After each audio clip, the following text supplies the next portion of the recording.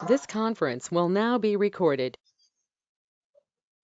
अद्य बुधवासरः अथवा सौम्यवासरः अश्विन कृष्ण षष्ठी दिनांक 27 अक्टोबर 2021 चरक मीमांसा अध्याय 2 उपसंहार शंखं चक्रं जलकान्धसतमृतघ्नं चारुदोर्भिश्चतुर्भिः सूक्ष्मस्वच्छातिहृद्यांशुकपरिविलसन् मौलिमम्भोजनेत्रं कालाम्भोदोज्ज्वलाङ्गं कटितटविलसच्चारुपीताम्बराढ्यं वन्दे धन्वन्तरिं तं निखिलगदवनप्रौढदावाग्निलीलम् प्रौढदावाग्निलीलम् ब्रह्मणो हि समारब्धां आत्रेयाद्येषु पूजिताम् अस्मदाचार्यपर्यन्तां वन्दे गुरुपरम्पराम् आयुर्वेदरतं वन्दे माधवाख्यं महागुरुम्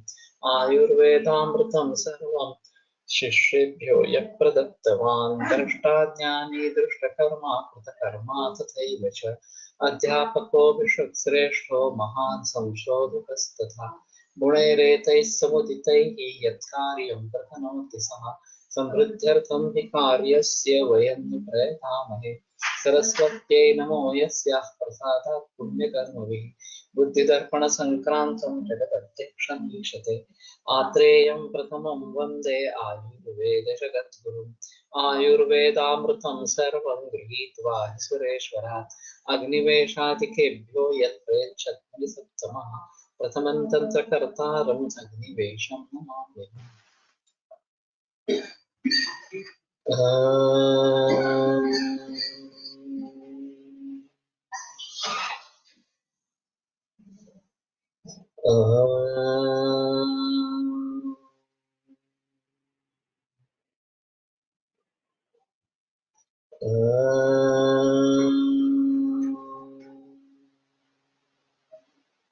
ओम शांति शांति शांति।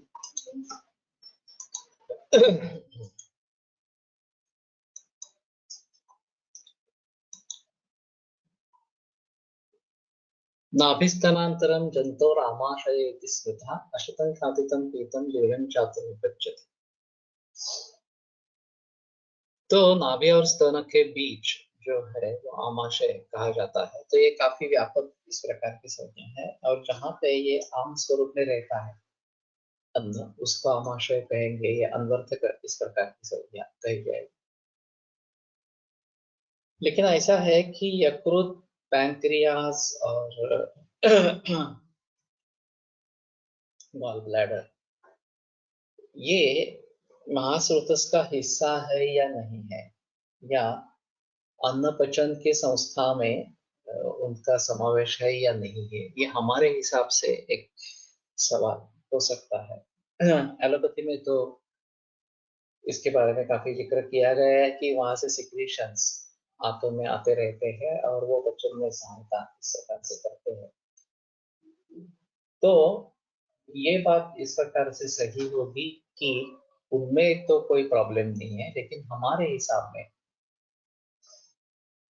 ये यकृत प्लीहा तो उन्होंने बताया कि रक्तस्रोतस के मूल स्थान इस प्रकार के है।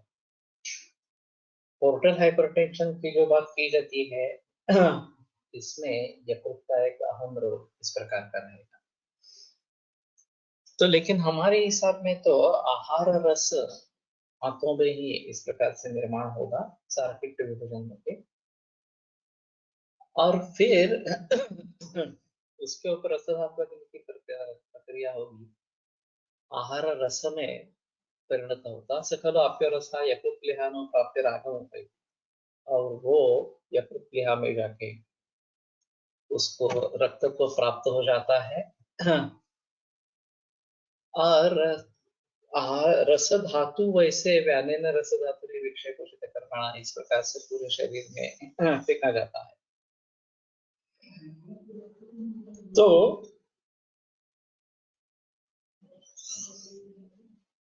हमारे हिसाब में ये रस धातु यकृत प्लीहानो प्राप्त रागम होती, उसका रक्त बनता है और रक्त का सर्कुलेशन स्थानिक इस प्रकार का ही है।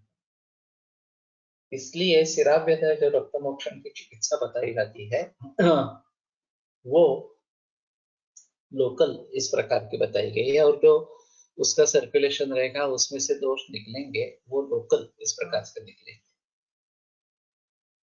और यहाँ जो एक रेफरेंस आया है आमाशयगतः पाकम आहारम प्राप्य केवलम, आहार प्राप्य केवलम, आमाशयगतः आहारः केवलम पाकम प्राप्य। आमाशयगत जो आहार इस प्रकार का है वो केवल पाक उसका होता है। पक्व सर्वाशयम पश्चात धमनी ही प्रपत्ति, धमनी भी प्रपत्ति, और फिर धमनियों के द्वारा वो पूरे आशयों में चला जाता है इस प्रकार से। अब आशय का मतलब यहाँ पे क्या लेंगे, ये भी एक विवाद्य मुद्दा इस प्रकार का रहेगा। स्थानानि आमाग्नि पक्वानां उदरस्य रुधिरस्य च दुंडक फुफ्फुसश्च कोष्ठ इत्यभिधीयते। ये कोष्ठ की व्याख्या बताई, और शायद इन्हीं को आश्रय के रूप में भी ले सकते हैं, ऐसा भी एक है। गर्भाशय स्त्रीराम आशय वहां पर उल्लेख किया गया है। तो आहार रस से सीधा इस प्रकार की धमनी द्वारा आशयों का पोषण, ये एक अहम मुद्दा इस प्रकार से है। उसको एनाटॉमिकली प्रूव करेंगे नहीं कर पाएंगे एक अलग इस प्रकार की बात हो। लेकिन एक रेफरेंस है, ये तो बात ध्यान में रखनी चाहिए। और ये धमनी के द्वारा होता है या ऐसा दूसरा उसमें महत्वपूर्ण संदेश है। तो हमारा शायद हमारी दृष्टि से हमें देखना चाहिए उसके लिंकेजेस क्या है ये देखने चाहिए। वैसे व्यान के द्वारा जो विक्षेपित होने वाला रस धातु है वो एक अलग चीज इस प्रकार की रहेगी, और ये आहार रस ही इस प्रकार से पोषण करता है, ये एक अनूठा इस प्रकार का रेफरेंस है। तो ठीक है, आगे जाकर उसके बारे में कुछ बहस हो सकती है कि कहाँ पे उसका किस प्रकार से संबंध लेना है, ये थोड़ा सा देखना पड़ेगा। लेकिन आहार रस से साक्षात पुष्टि, ये आशयों की, ये एक अलग इस प्रकार से बात हो।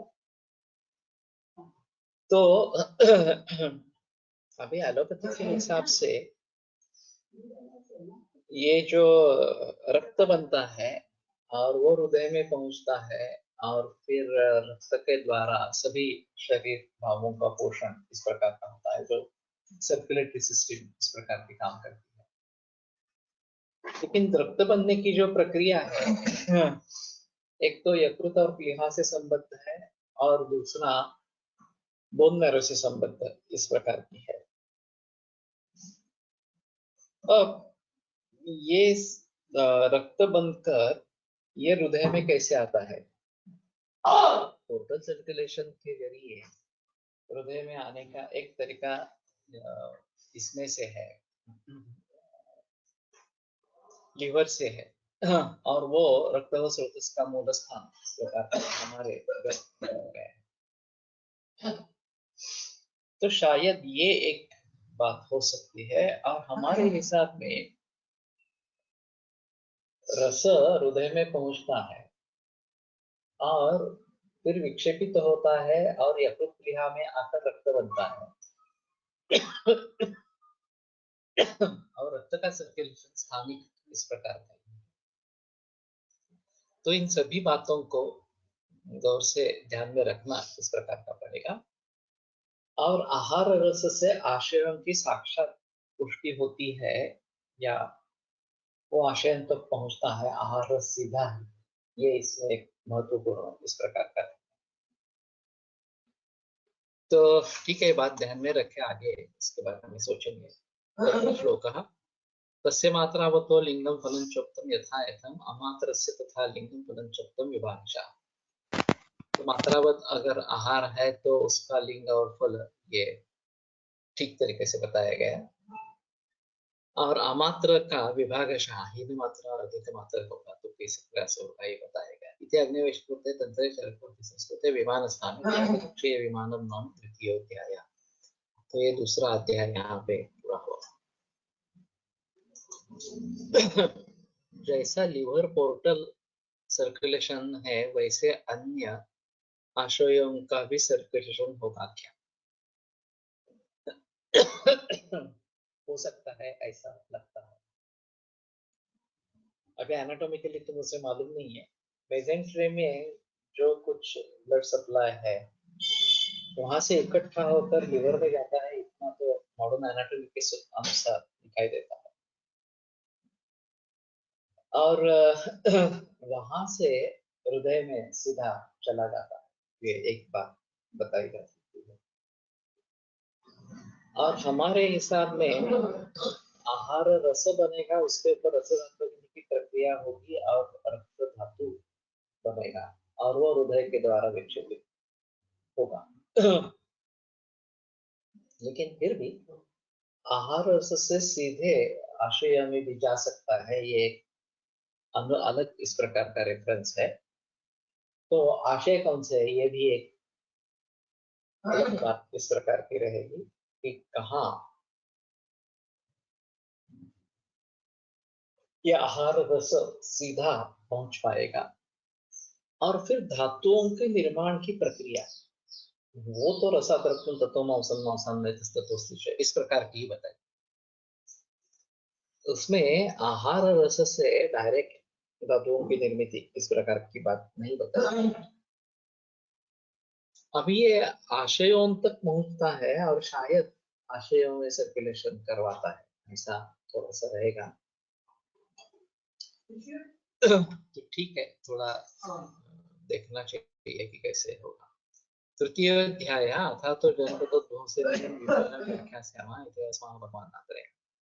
जनपदमण्डले पाञ्चालक्षेत्रे द्विजातिवराध्युषिते काम्पिल्य राजधान्यां भगवान् पुनरसु आत्रेयः अन्तेवासी गणपरिवृतः पश्चिमे घर्ममासे गंगातीरे वनविचारम् अनुचरन् शिष्यम् अग्निवेशम् अब्रवीत्।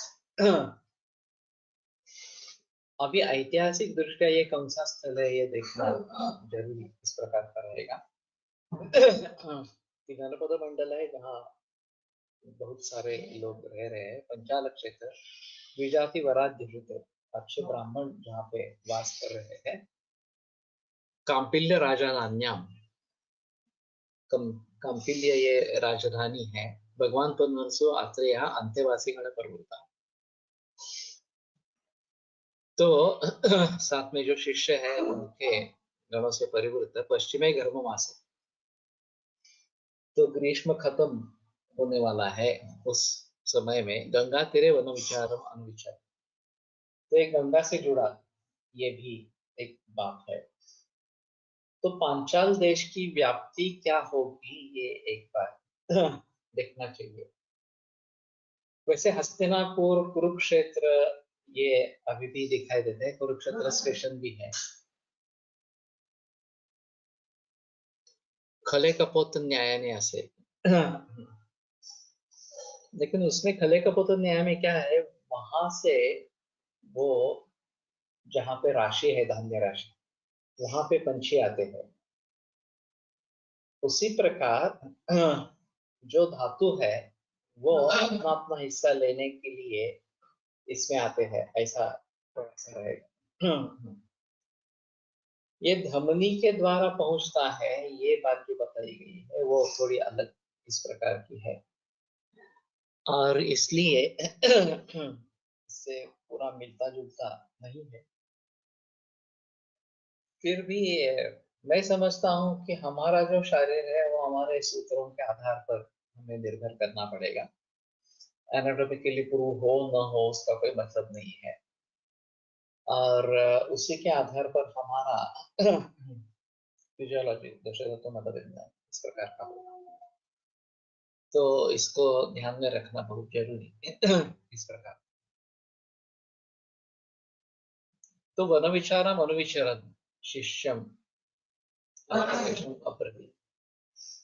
तो उसके पीछे पीछे चलने वाला अग्निवेश, उसको उन्होंने कहा भगवान ने, पांचाल द्रौपदी जन्म स्थान बिहार मध्ये है, बिहार में है। गुजरात में पांचाल देश है, वो सौराष्ट्र में आता है। लेकिन गंगा नदी कहाँ पे है? बिहार में गंगा है, तो बिहार से ज्यादा जुड़ा लगता है। गुजरात में पांचाल देश आगे अगर है भी, पंजाब गर्भमासे आषाढ ऋतू असे लिहिले आहे, बरोबर? पंजाब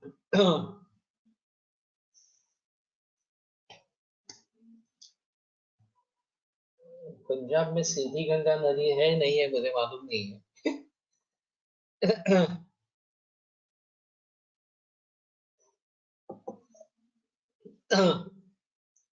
तो देखो जरा, हिस्टोरिकल इस प्रकार के नक्शे चाहिए कि जो प्राचीन भारत को बता सके, और फिर उसमें कौन से देश है क्या है ये थोड़ा।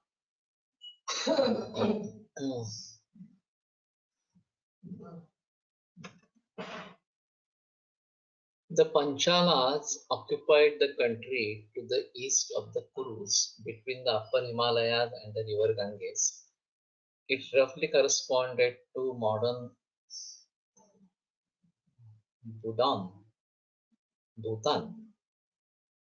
Farrukhabad, and the adjoining districts of Uttar Pradesh. The country was divided in Uttar Panchala and Dakshina Panchal. Google.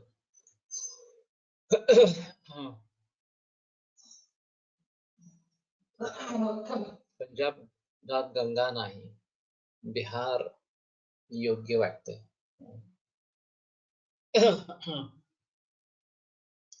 तो वास्तविक ऐसा है कि हमें हमारा इतिहास अच्छी तरीके से सिखाया ही नहीं गया। हम जो इतिहास सीखते हैं वो ब्रिटिश ने जो हमको थोप दिया, वही इतिहास सीखते आए।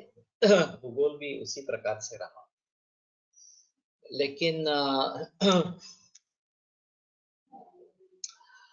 मुझे लगता है कि जन जागरण इस तरीके से होना है कि प्राचीन भारतीय जो भी विज्ञान है वो लोगों के सामने लाना बहुत जरूरी इस प्रकार होगा। तो ये जो इंटरनल रेफरेंसेस है, उसके आधार पर देश काल इनके बारे में निश्चित कर सकते हैं, और ये होना चाहिए वास्तव में। आयुर्वेद इतिहास के बारे में ये बातें होनी बहुत जरूरी इस प्रकार की रहेगी। और वैसे भी आयुर्वेद का स्वरूप बहुत व्यापक था। अभी सिद्ध संप्रदाय है भारत में, और तिबेटन आयुर्वेद है, श्रीलंकन आयुर्वेद है, तो ये सभी मूल रूप से आयुर्वेद के ही रहेंगे, क्योंकि देश बहुत व्यापक था। और सभी जगह ये प्राचीन भारतीय ज्ञान विज्ञान फैला था। थोड़ा थोड़ा उसमें परिवर्तन आया है, उसमें संदेह नहीं है। तिबेटन आयुर्वेद का सिलेबस बनाने के लिए मुझे आमंत्रण मिला था, और उनका कहना था कि मूत्र परीक्षण के ऊपर उनको 200 मार्क का प्रैक्टिकल चाहिए, नाड़ी परीक्षा के लिए 200 मार्क का प्रैक्टिकल चाहिए। ये काफी अहम मुद्दा है कि मूत्र परीक्षा के लिए 200 मार्क और नाड़ी परीक्षा के लिए 200 मार्क प्रैक्टिकल, इस प्रकार से। तो उनमें पोटेंशियल है, तो हमें पता ही नहीं है कि क्या चल रहा है, कैसे चल रहा है। लेकिन ये भली भांति जानने की कोशिश करेंगे तो शायद बहुत सारी बातें नई उभर आएगी इस प्रकार से, और इसका इतिहास में समावेश होना बहुत जरूरी है। वैसे ही जो भी रिसर्चेस आयुर्वेद में हो रहे हैं एमडी या पीएचडी के स्तर पर, वो नियमित रूप से सिलेबस में दाखिल होने चाहिए। जब एमडी करते हैं तो टॉपिक सिलेक्शन करना पड़ता है, और उसमें वही टॉपिक पहले उसके ऊपर काम किया गया है नहीं किया गया, ये देखने की जिम्मेदारी होती है। तो लोग ज्यादा से ज्यादा क्या करते हैं कि सभी इंस्टीट्यूट्स को खत लिख देते हैं क्या ऐसा ऐसा मैं सब्जेक्ट ले रहा हूँ, आपके यहाँ इसके बारे में कुछ काम हो गया हो तो बता दें। किसी पत्र को कोई भी उत्तर नहीं आता तो टेकन फॉर ग्रांटेड कि कहीं दूसरा काम नहीं चल रहा है, ऐसे करके काम शुरू कर देते हैं और फिनिश कर देते हैं।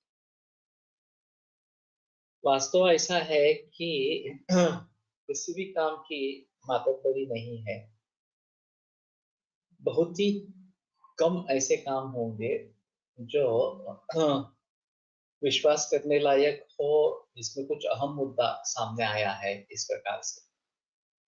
बाकी ये तो केवल फॉर्मेलिटी हो गई है, एमडी करना पीएचडी करना ये केवल फॉर्मेलिटी। एमडी करने से जो डिग्री मिल जाती है कॉलेज में आप पढ़ा सकते हैं, पीएचडी का उसका भी कोई मतलब नहीं है। फिर भी लोग करते रहते हैं, उसमें कोई संदेह नहीं।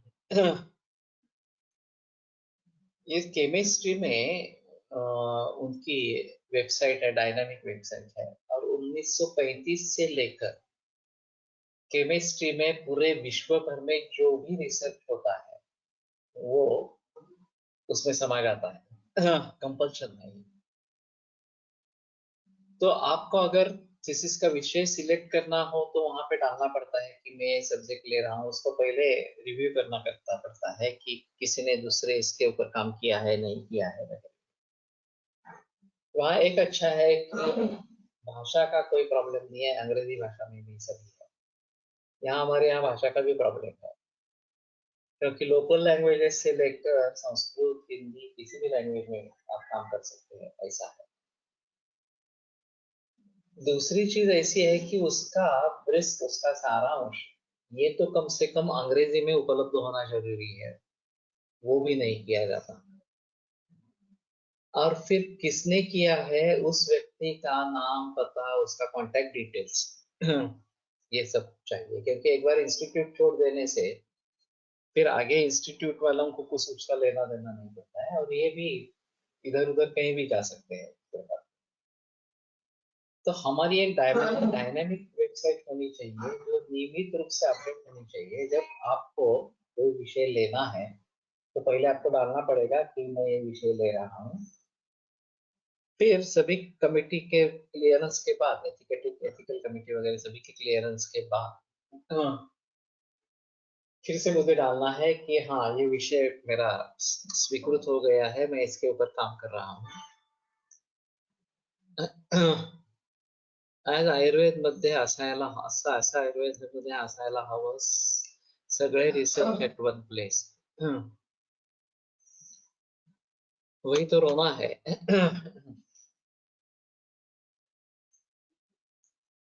तो और आप जब पूरा करते हैं, आपको डिग्री मिल जाती है, तो आपको फिर से उसमें डालना पड़ता है कि ये मेरा थीसिस हो गया, उसके कीवर्ड्स क्या है, और मुझे डिग्री मिल गई है इस प्रकार से। तो वो एक हिस्सा बन जाएगा, और ये डायनामिक ही होनी चाहिए, कंटिन्यूअसली अपडेट होनी चाहिए।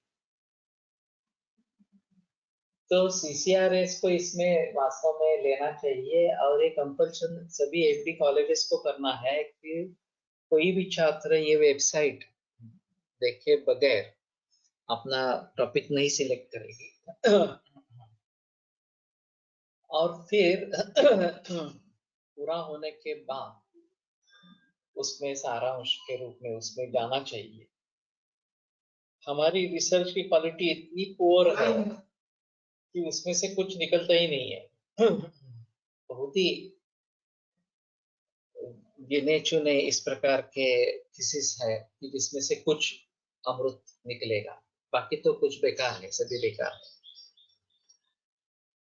लेकिन फिलहाल जो परिस्थिति है वो है, उसमें बदलाव लाने की जिम्मेदारी हमारी ही रहेगी,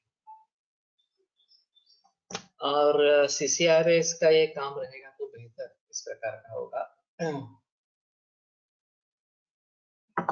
ये सशुल्क भी रख सकते हैं, जिनको लेना है, सिलेक्शन ऑफ टॉपिक करना है, उनको कुछ 500-600 रुपया इस प्रकार का शुल्क अगर भरना पड़े तो भी ठीक है। क्योंकि इसका मेंटेनेंस होते रहना चाहिए इस प्रकार से।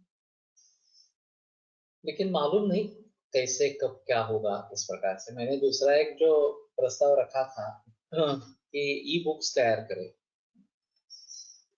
सीसीआरएस को ये प्रोजेक्ट लेना चाहिए सीसीआईएम के मदद से इस प्रकार से, और काफी नोडल एजेंसीज इसमें दाखिल हो सकती है। और धीरे धीरे ये पूरा इलेक्ट्रॉनिक मीडिया ही सिखाएगा और केवल प्रैक्टिकल्स कॉलेजेस में मिलेगा, ऐसी बात हो सकती है। और यूनिवर्सिटीज केवल परीक्षाएं लेंगी इस प्रकार से। तो ये अननेसेसरी जो बोझ कॉलेजेस पर आ रहा है, इतना स्टाफ होना चाहिए वगैरह वगैरह, और क्वालिटी कुछ भी नहीं है सिखाने की, तो वो कम इस प्रकार का हो जाएगा और छात्रों को अच्छी शिक्षा मिलेगी। ठीक है, अभी तो ये सब सपने जैसे है, मालूम नहीं कब क्या होगा इस प्रकार से। तो हिस्ट्री और ज्योग्राफी दोनों के बारे में हमें सोचना है, और ये इसमें आ जाना चाहिए। एक बात ऐसी है खर तर सध्या एमडी मध्ये जे काही थिसिस करावे लागतात ते आयुर्वेदीय मेथडॉलॉजीने होतच नाही, किंबहुना करायला परवानगी दिलीच जात नाही। त्यामुळे एमडीच्या भानगडीत न पडता वैज्ञानिक ग्रंथोक्त आपले आपले संशोधन आयुर्वेदाला अनुसंगून करायला हवे, जसे वनस्पतींचे पर्याय त्यांचा विशेष उपयोग होतो।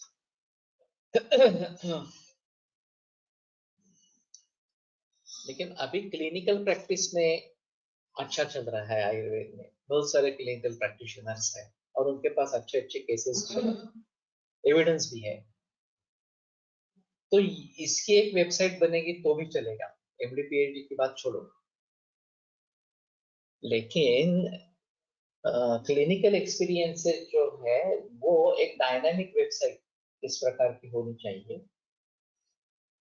और उसमें पूरी जानकारी के साथ जो भी सक्सेसफुल केसेस है वो रखने चाहिए।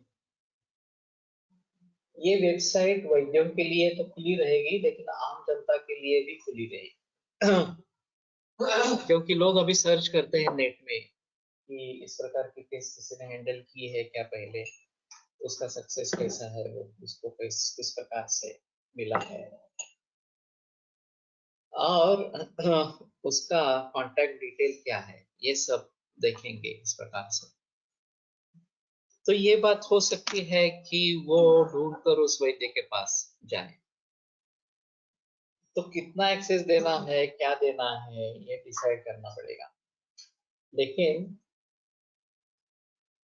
वैद्यों के लिए सभी जानकारी उपलब्ध हो कि निदान क्या किया था, औषधें क्या दी थी वगैरह वगैरह, और फिर रिजल्ट्स किस प्रकार से आए, और मॉडर्न मेडिसिन के आधार पर, इन्वेस्टिगेशंस के आधार पर कैसा हुआ, सिद्ध क्या हुआ वगैरह वगैरह इस प्रकार से। तो ये रिसर्च अगर सामने आता रहेगा तो छात्रों को भी फायदा होगा और समाज को भी फायदा होगा। समाज के लिए सिर्फ ये इस प्रकार के केस इस प्रकार के वैद्य ने हैंडल किए हैं, पहले ये रिपोर्ट्स थे, बाद में ये रिपोर्ट्स थे, और अच्छा सक्सेस उसे मिला है इस प्रकार, या क्लिनिकली ऐसी इंप्रूवमेंट हुई है, ये काफी है। तो कहने का तात्पर्य आता है कि जो हमारे पास अभी है उसको हम दिखा सकते हैं,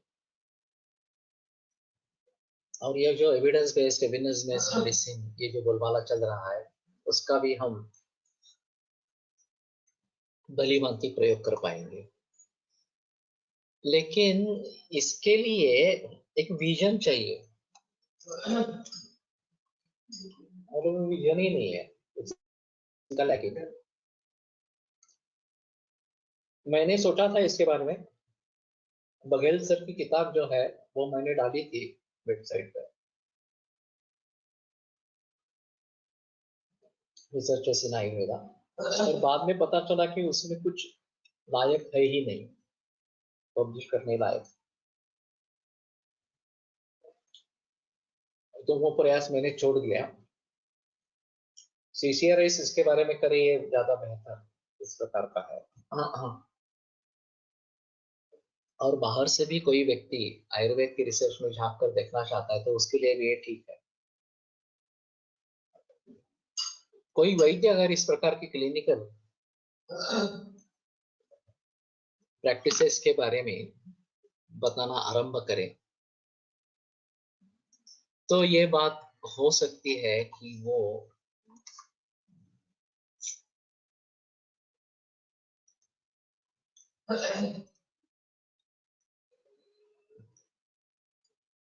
Ayurveda methodology is already clear and proved in our text. Now, challenge is to project the same in current research language and protocol. There is no other way. Otherwise, we will lose our potential to other countries who are taking patents of our herbs.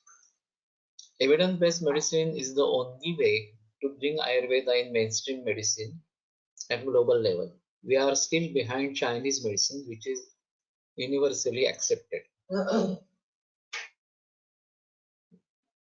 तो China ने strategically ये सब किया है और काफी successful रहे हैं। हमारे यहाँ वैद्यों में ही उत्साह नहीं है, और शासकीय स्तर पर चाहे आयुष मंत्रालय हो, चाहे CCIM CCRS हो, वैद्य जो है बहुत कम है, बाकी डिग्री होल्डर्स है। और ये करप्शन, ये तो और एक अलग माहौल इस प्रकार का होगा।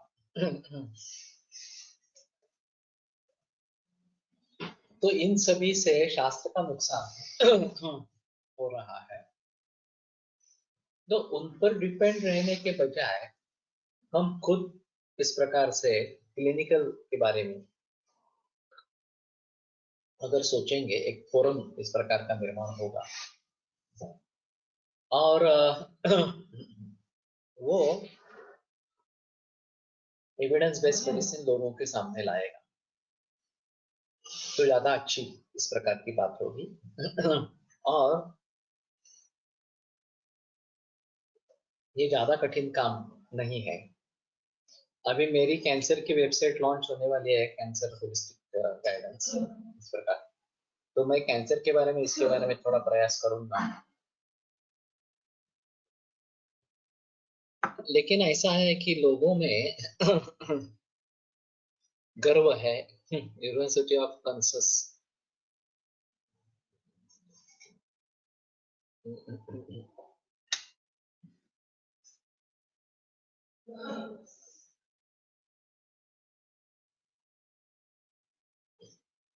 University of Texas has already developed drug on pancreatic cancer by using saffron. They have sold the same to a Swiss pharma. It is proven drug.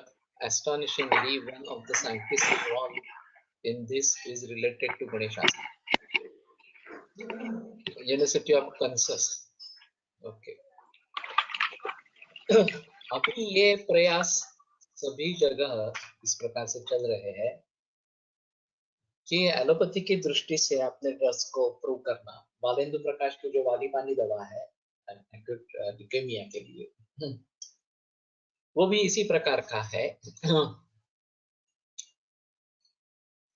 और सिंगल डिसीज सिंगल ड्रग, तो ये एक्सेप्ट होने में ज्यादा तकलीफ नहीं है। लेकिन हमारा जो प्रॉब्लम है वो मेनी टू वन या मेनी टू मेनी इस प्रकार का है, और बहुत सारे कारणों से एक कार्य निर्माण होता है, रोग रूपी कार्य निर्माण होता है, और बहुत सारे कारणों से एक चिकित्सा होती है। तो ये मुश्किल हो जाता है, 1-to-1 रिलेशनशिप प्रूव होना मुश्किल इस प्रकार का होता है। It is impossible to project Ayurvedic research protocol in front of modern research language and protocol. We need to put forth our paribhashas in front of world. This is opposed by modern researchers. तो इसमें ऐसा है ना कि हमारी परिभाषा को तो हमें छोड़ना नहीं चाहिए। इसलिए मैंने जो वातजुष्ट रक्त, पित्तजुष्ट रक्त वगैरह की बात कही थी, तो मुझे बताया गया कि आप पहले जो ब्लड पैरामीटर्स है, विभिन्न प्रकार के परीक्षण है, उनमें से ये किस में बैठता है क्या देखो, वातजुष्ट पित्तजुष्ट वगैरह। मैंने कहा मुझे ऐसा नहीं चाहिए।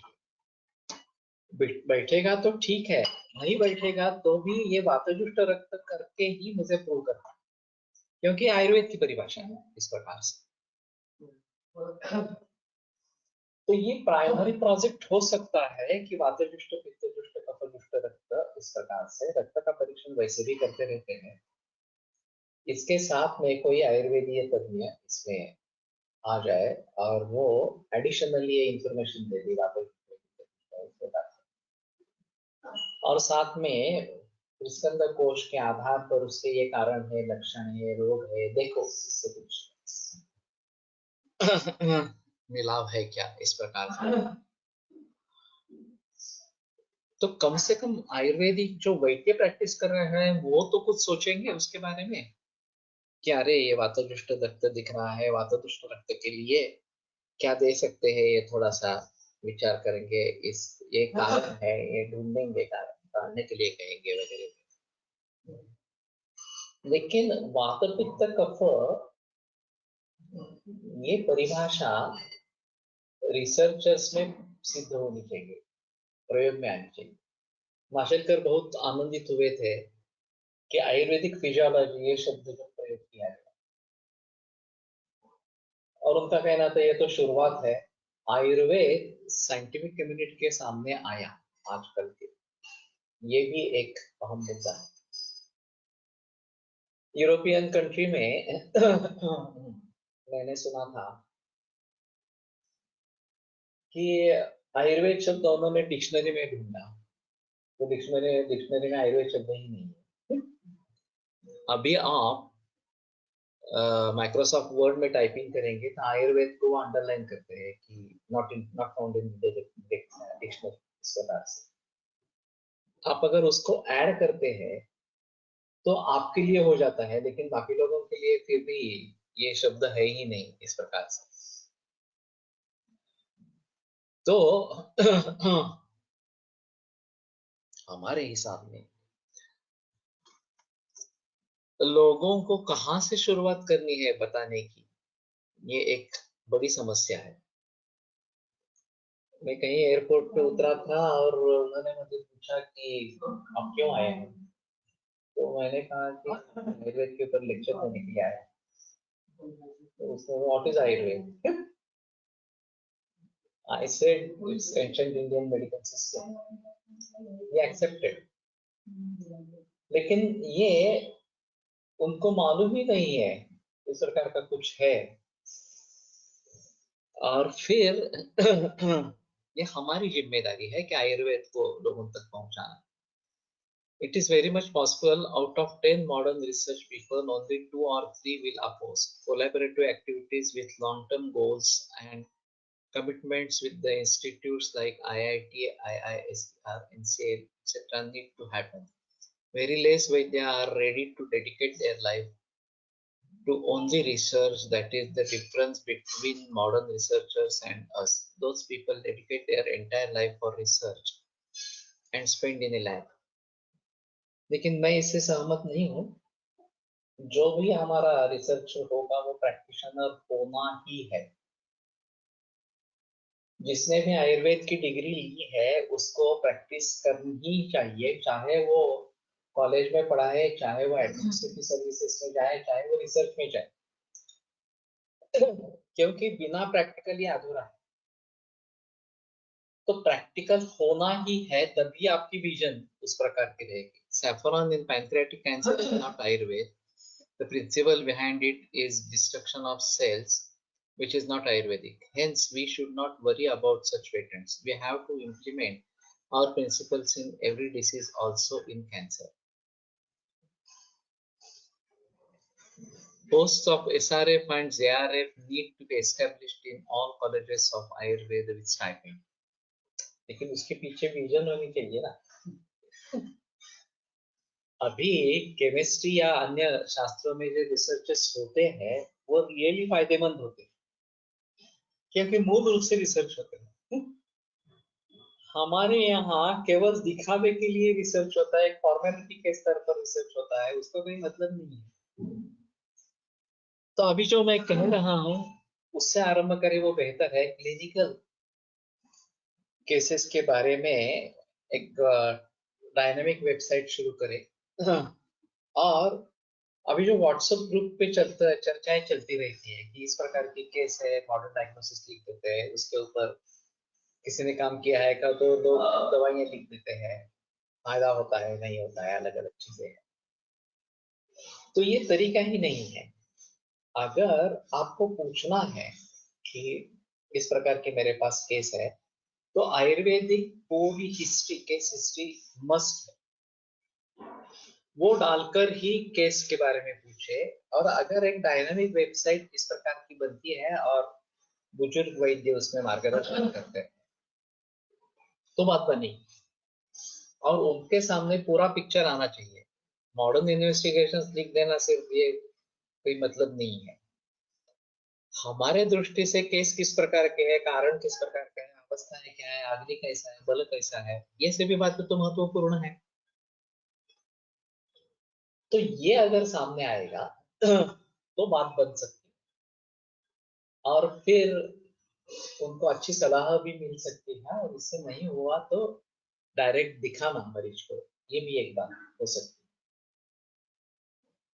लेकिन काफी काम इसमें हो रहा है, क्लिनिकल रिसर्च में हो रहा है, लेकिन वो अपने अपने वैद्यों के पास है. और कम से कम वैद्यों में तो ये प्रसारित करे. बाकी लोगों की बात छोड़ो, पूरे विश्व की बात छोड़ो, लेकिन वैद्यों में ही ये कॉन्फिडेंस दिलवाएगा कि अरे कैंसर के इस प्रकार के मरीज है, अच्छे खासे रिजल्ट है इस प्रकार से. तो उन्हें भी उम्मीद होगी कि हाँ ठीक, हम कैंसर को ट्रीट कर सकेंगे, हम घबराएंगे नहीं कैंसर ट्रीट कर. तो इस प्रकार से अगर होता रहेगा तो शायद एक अच्छी बात इसमें बनेगी. और इसके आधार पर हम आगे बढ़ेंगे. तो गवर्नमेंट के ऊपर डिपेंड रहना छोड़ दो. गवर्नमेंट जब सुधरेगी तब सुधरेगी, मालूम नहीं इसमें परिवर्तन लाने में कितना समय लगेगा. मैंने जो सोचा था वो काम कर रहा है कि गुरुकुल चलाए, अच्छे छात्र निर्माण करे, अच्छे वैद्य निर्माण करे, और वो जब कॉलेजेस में पढ़ाने लगेंगे, वो जब एडमिनिस्ट्रेटिव सर्विसेज में जाएंगे, वो जब रिसर्च में जाएंगे तो सोच बदलेगी. नहीं तब तक सोच नहीं बदलेगी. अभी के जो लोग हैं उनमें कुछ सुधार होने की संभावना है. तो नई पीढ़ी के बारे में ही सोचो, यही बेहतर ऑप्शन इस प्रकार का. तो ये अगर शुरू करेंगे तो वैद्यों में विश्वास निर्माण होना, अच्छे वैद्य निर्माण होना, ये शुरू होगा. और फिर धीरे धीरे माहौल बदलता रहेगा. और तब तक ये ई बुक्स वगैरह इस प्रकार के जो है CCRS को उस प्रकार का काम करने में कोई प्रॉब्लम नहीं है वास्तव. सिर्फ एक विजन चाहिए किस प्रकार से करना है, क्या करना है और आगे चलना है. FRLHT ने जो वनस्पतियों के बारे में काम किया है, इथनोबॉटनी और फार्माकोलॉजी, फार्माकोग्नोसी वगैरह वगैरह, 9 नोडल एजेंसीज उन्होंने रखी थी उसके साथ में. और एक एक वनस्पति के लिए पूरी जानकारी उन्होंने इकट्ठा की है. तो ये लोगों को काम मालूम ही नहीं है कि ये कैसे चल रहा है, क्या रहा है. उसके लिए ग्रांट के लिए उन्होंने काम कर दिया इस प्रकार से. लेकिन इस प्रकार के रिसर्च को इकट्ठा करना ये भी एक अलग अहम मुद्दा है इस समय. FRLHT ने उस समय में एक मीटिंग रखी थी, कंप्यूटर और आयुर्वेद, इसमें जिन्होंने काम किया है उनको न्योता दिया था. मैं भी उसमें शामिल था और त्रिस्कंद कोश के आधार पर मुझे बुलाया गया। लेकिन कंप्यूटर की क्षमता बहुत ज्यादा है और उसको देखते हुए हम बहुत कुछ कर सकते हैं कंप्यूटर के आधार। मुझे पता चला ये सब त्रिस्कंद कोश जब मैं कर रहा था।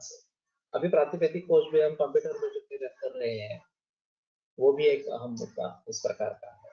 मैंने और रसिक ने एक दो दिन बैठकर काफी चीजें निकाली थी कि कहाँ कहाँ कंप्यूटर और आयुर्वेद का मेल हो सकता है। ई लाइब्रेरी, ई बुक्स वगैरह वगैरह काफी इसमें, पेशेंट मैनेजमेंट सिस्टम वगैरह वगैरह काफी इसमें है। पेशेंट मैनेजमेंट सिस्टम के बारे में तो हो रहा है और बहुत सारे लोगों के इस प्रकार के सॉफ्टवेयर आ रहे हैं। लेकिन इसी के आधार पर वैद्यों के लिए, पूरे समाज के लिए और सो कॉल्ड साइंटिफिक कम्युनिटी आज की जो है उनके कुछ दिखाने की कोशिश हम कर सकते हैं। और वास्तव में ऐसा है, वैद्यों की संख्या अगर बढ़ जाती है तो लोग अपने आप आयुर्वेद के पास आएंगे। लोगों को कुछ मतलब नहीं है कौन सा साइंस है क्या, उनको रिजल्ट चाहिए। अच्छे वैद्य होंगे तो अच्छे रिजल्ट मिलेंगे, अच्छे रिजल्ट मिलेंगे तो समाज अपने आप आयुर्वेद की तरफ मुड़ेगा। कोई रिसर्च वगैरह करने की जरूरत नहीं। लेकिन ये भी काफी मुश्किल इस प्रकार का काम है, क्योंकि आयुर्वेद वैसे सिखाना, प्रैक्टिस में लाना ये आसान बात नहीं है।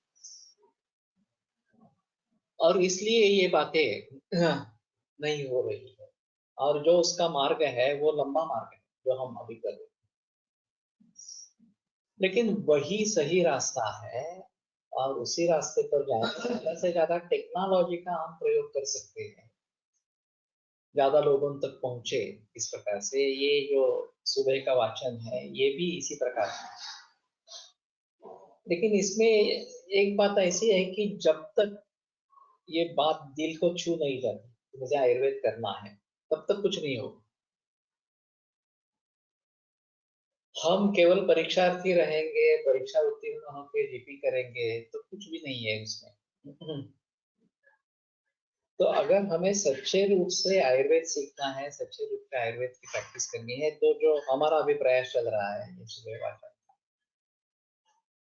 उसमें शामिल होना, गुरुकुल में शामिल होना, ये सब बातें महत्वपूर्ण इस प्रकार की रही। और फंडिंग आएगा, मुझे ऐसा नहीं लगता कि फंडिंग की बड़ी प्रॉब्लम है। इस प्रकार से फंडिंग हो सकता है, लेकिन हमारे पास ठोस कार्य होना चाहिए। हाँ ये मैं कर रहा हूँ और इससे ये फायदे होने वाले हैं इस प्रकार से। तो ठीक है, अभी मैं वेबसाइट के जरिए देखता हूँ थोड़ा सा, कैंसर की वेबसाइट के जरिए। और क्लिनिकल प्रैक्टिसेस के बारे में इतने सारे व्हाट्सएप पे ग्रुप है, कोई इसमें दिलचस्पी ले ले, आगे बढ़ने की कोशिश करे तो शायद उसको फॉलोअर्स मिल जाएंगे। एक अच्छा फोरम बनेगा। प्रैक्टिसेस किस प्रकार की चल रही है, एविडेंस बेस उसमें से क्रिएट होगा और फिर सभी समाज को हम बता सकेंगे। लेकिन उसमें आयुर्वेदिक पैरामीटर्स भी होने चाहिए, आयुर्वेद परीक्षण भी होने चाहिए। अग्नि ऐसा था, बल ऐसा था, कारण ये थे, इस प्रकार से दोष प्रकोप इस प्रकार का था, दूषण की इन्वॉल्वमेंट थी और इसलिए ये चिकित्सा कारीगर हुई वगैरह वगैरह इस प्रकार से। और मॉडर्न के हिसाब से शुरू में के इन्वेस्टिगेशंस में थे, लास्ट में क्या थे और फिर उसके जरिए कितने अच्छे रिजल्ट्स मिले हैं, ये अगर लोगों तक पहुंचाते हैं तो धीरे धीरे उनमें परिवर्तन आएगा। लेकिन हमारी परिभाषा में ही उनको उतरना चाहिए, उनकी परिभाषा में हम नहीं उतरेंगे। तो ये सभी बातें ध्यान में रखते हुए हमें कुछ प्रयास इस प्रकार से करने चाहिए। ठीक है।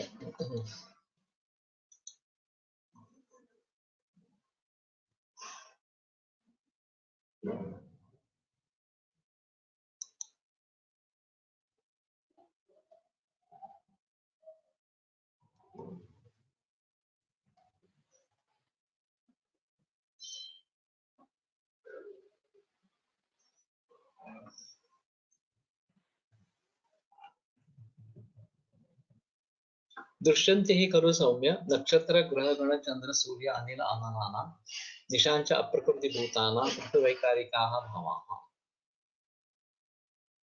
तो उनको ये पता चलता था कि अभी ये सब बिगड़ने वाला है, वातावरण माहौल बिगड़ने वाला है। नक्षत्र ग्रह गण चंद्र सूर्य अनिल अनल और दिक ये सब अप्रकृतिभूत, ये नॉर्मल नहीं रहे, नेचुरल नहीं रहे हैं। ऋतुवैकारिका भाव, तो ऋतुवैकारिक भाव दिख रहा है। अचरादितो भूरपि च न यथावत रसवीर्य विपाक प्रभावम औषधीनां प्रतिविधास्य।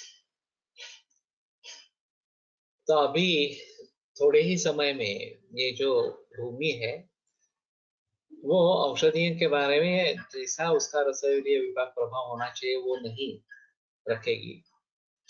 तद वियोगाच आतंक प्रायता नहीं था, और उसका वियोग होने से आतंक प्रायता निश्चित है कि बहुत रोग बड़े पैमाने पर फैल जाएंगे इस प्रकार से।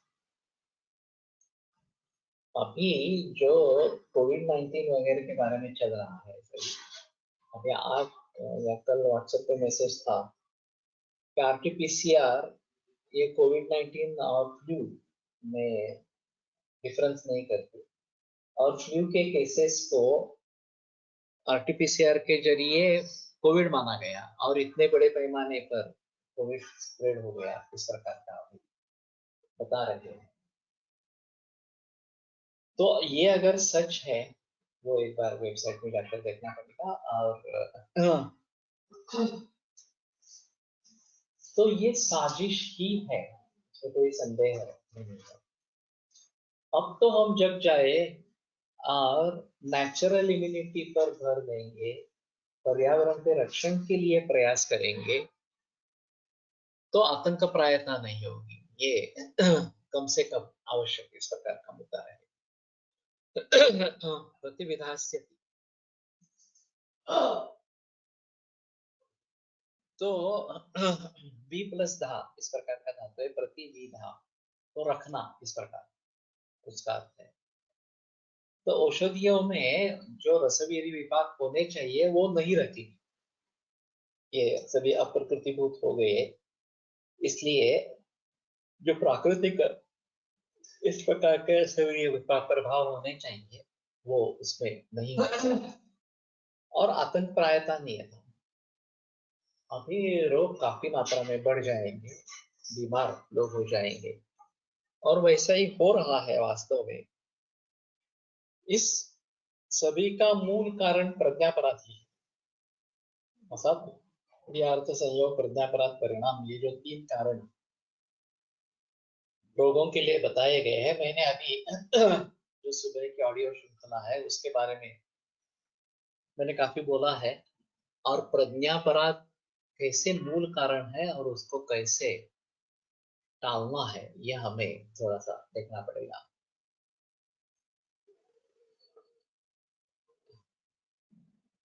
आयुर्वेदाच्या एका शब्दावर एक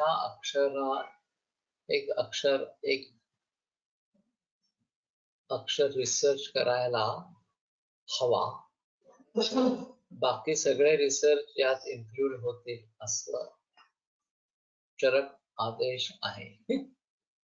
वाक्यशः वाक्यावयवशः अर्थशः, तो इसमें ऐसा है ना कि मूल रूप से ग्रंथों को समझ लेना है, संहिताओं को समझ लेना है, संस्कृत का भली भांति ज्ञान होना जरूरी है, और कम से कम वाच्यार्थ जो है वो तो हमारे ध्यान में आना चाहिए।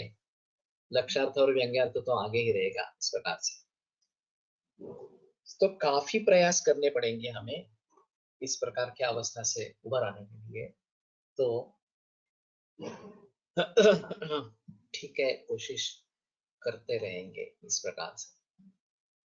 आयुर्वेद प्रकांड निगदित इह हि शल्यतंत्र प्रधानः शिष्येभ्यः शाश्वतोऽयं निखिल जन कृपा व्याप्त चित्तेन येन आयुर्वेदस्य वाञ्छन् पुनरपि भुवने ताञ्च सुष्ठु प्रतिष्ठां श्रेष्ठं धन्वन्तरिं तं प्रणमति च सदा वैद्यवर्गो हिमं वैद्यवर्गो हिमम्। आज दोपहर योग सूत्र का वाचन होगा।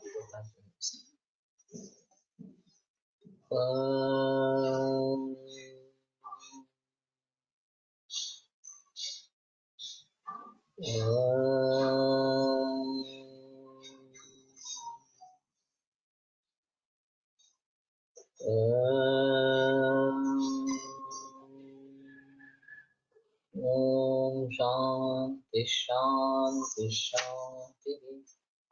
विरम्यते व्याख्यान व्यापारः।